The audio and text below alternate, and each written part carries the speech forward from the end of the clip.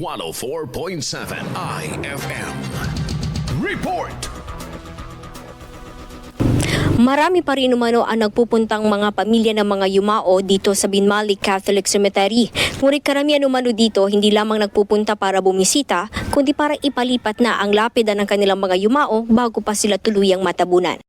Kapansin-pansin mga idol dito sa kaliwang bahagi ng sementeryo, natabunan na ito sa pangunguna ng simbahan.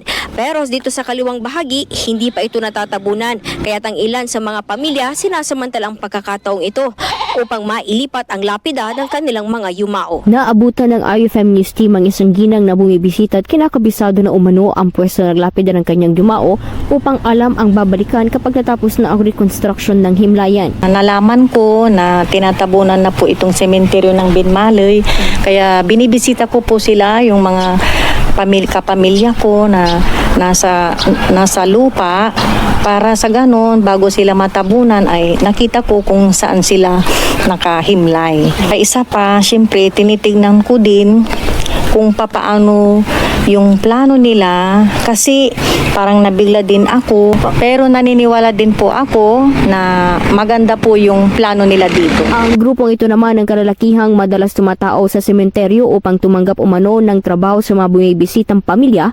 Sinabing hindi katumbas ng mas maraming kita ang pagbisita ng mga pamilya, lalo't alam nilang matitigil ito sakaling tuluyan ng matabunan ang buong sementeryo. Ginawa daramikin, isasempot dala. Ay pigara lang yung sempot miyad. Dakal ng babayar era. Siyempre nga pinaka, saan ipil dala lamang. Malaking masil. Lalo nahirapan kami lalingan. Tanong kila, siyempre, balo lata namin ay, hindi nga pula. May ilan pa umanong pamilya ang lumalapit sa kanila upang iahon ang lapida ng kanilang yumao. Naging klaro naman ang mga ito na tanging lapida at hindi buto o katawan ng yumao ang kanilang tinatrabaho.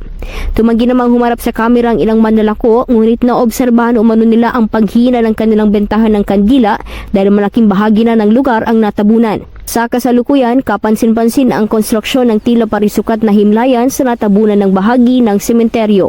Matatandaan sa mga naunang panayam ng IFM News Nagupan sa pamunuan ng Our Lady of the Purification Parish, ang pagtatabon sa sementeryo ay simula pa lang ng reconstruction plan na magiging pundasyon ng itatayong apartment type na kolumbaryo para sa pagsasaayos ng naturang himlayan. Kasama mo mula dito sa IFM Dagupan, ito si Idol Jam Victorio. Tatak, IFM. IFM News. IFM News. IFM News.